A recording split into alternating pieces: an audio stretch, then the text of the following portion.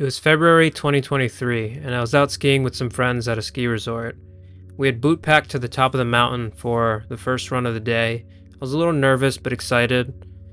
Well, we were going down the chute, and basically I went down too fast, came to an abrupt stop in the back seat, heard a pop in my knee, and screamed. I assumed I had just sprained my knee, and I was able to ski my way down after a few minutes on my own, and I just iced for the rest of the day. Over the next 2 weeks, I realized something might be wrong when I noticed quad atrophy and some slippage in my knee when I had come to a stop. I decided to go to an ortho, and he confirmed that I tore my ACL. I didn't know what an ACL was, but it sounded serious based on the tone of his voice.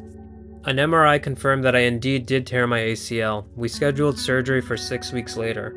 My wife and I went to Baja just to hang out, and I did do a little bit of mountain biking, but made sure to keep it chill.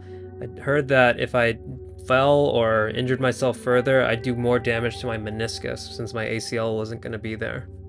Before the surgery, my wife and I had planned to go backpacking in Nepal, but given my knee, we decided to switch to a cycling trip. My surgeon gave me this knee brace that he insisted that I wear the entire time. This 500-mile, 42,000-foot elevation gain cycling trip through Corsica and Sardinia ended up being one of the best things I could have done for my knee. I felt great pedaling, and it seemed like I even reversed some of the atrophy. This is what my legs looked like the day before surgery. I tried not to be nervous about the surgery. I knew I was fully committed, and it was going to be a good thing for me. And I was happy that my wife was there to support me through it all. When I woke up, I had a huge grin on my face and a huge appetite as well. I was so happy to finally be on the other side of this. My surgeon let me know that there was no need for meniscus repair. All we did was a 5% trim. This was awesome news, which meant that I could be weight-bearing. My surgeon also showed me photos of my new ACL, which was made from my own patellar tendon. I was able to unwrap the bandages 3 days after the surgery and saw how bruised and swollen it all looked. Immediately as soon as I got home from surgery, I started doing my bed exercises, quad sets, leg raises, heel slides, all of that stuff.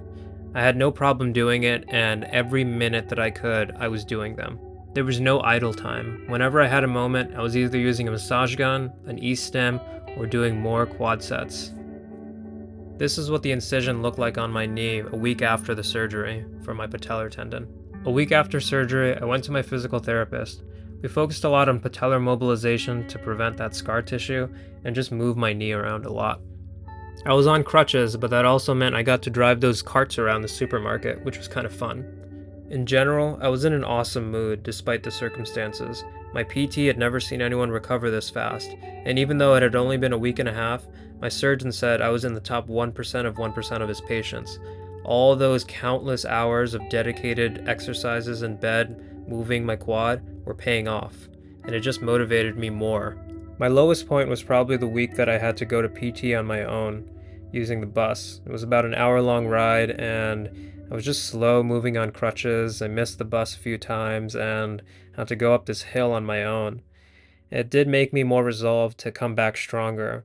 I didn't like being so slow in this fast-moving world. It wasn't all bad. 14 days after surgery, I was able to get on the bike and do this. It felt great. 3 weeks after surgery, this is what my knee looked like. No bruising, no swelling, and I started using the spin bike at home as well when I wasn't at PT. Cycling between 2 to 3 miles. By day 21, I had hit 134 degrees of flexion.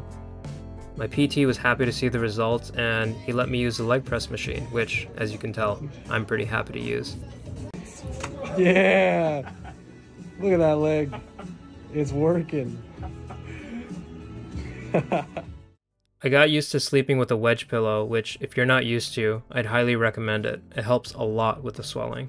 It was the summer, and while we couldn't go out to play, we could go out to eat, which helped boost morale for both of us. Being on crutches meant that I could sit in accessibility seating for my wife's graduation. It was nice being able to go out, and I'm glad I had my surgery done in the summer, because it was really good for my mood to be out and enjoying the sunshine, even though I had to be careful about every step I took. I wanted to stack the deck in my favor, so I even tried some acupuncture. But of course, I focused on the core stuff, doing the spin bike for range of motion, going to PT religiously, and doing PT exercises at home. I always did triple the sets and double the reps that the PT wanted me to do. I thought they were going a little too easy on me. They did do blood flow restriction, yes, but I still felt like they weren't pushing me hard enough. It was awesome for my ego to hear that my PT had never seen anyone recover as fast as I had in the last 4 weeks. But if that was true, then it was also going to be true that he didn't know how to work with someone like me. It was by pure luck that I found sports physical therapy. I had a hunch based on the AstroTurf field that they'd know what to do with me. This place was pretty cool. Even some Seattle Seahawks guys came through here to train. The warm-up alone kicked my ass. I was doing things that I couldn't even have imagined doing at my old PT place. I was a little skeptical and wondering if they knew what they were doing or whether they were going to destroy my knee before I could even rehab it properly. But I stuck with it, and I'm glad I did. I was able to adapt my body to the intense load that they were putting me under, and I was able to push myself harder even in my at-home workouts that they suggested I do. I was really happy and inspired. It was a really cool environment, seeing all the other athletes train, and it just pushed me harder.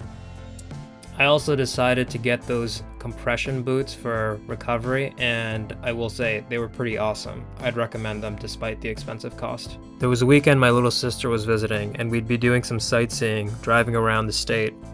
Well, driving around, sitting in traffic, with my knee being so stiff, was probably the more painful experience that I recall. It was stiff, uncomfortable, and not recommended.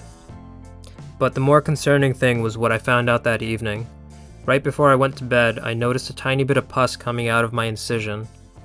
Concerned, I went to the emergency room. After waiting for a few hours past midnight, I was given some antibiotics and told I'd probably be fine and it was only superficial. So I was relieved, but still pretty stressed out by the experience. I had been doing so well in my recovery.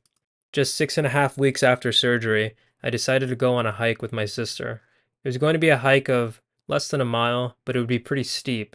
I wanted to show her some good views, so I figured it was worth the risk and I could always turn back. Well, it was easier to go up than it is to go down when you have ACL surgery. It was a loose trail and ultimately it was fine. I'm glad I had my trekking poles. In hindsight, I don't have any regrets about the decision since I know how to handle myself on a trail and I know how to move my body, but it was a little risky, I'll admit. So that's what the first 7 weeks after surgery looked like. I had a great rehab where I increased my flexion and range of motion, did some risky things, but ultimately I had a lot of fun and I was seeing this as a positive growth experience for myself. In the next video, I'll talk about the next few months when things get a little bit more interesting and I start doing some more activities.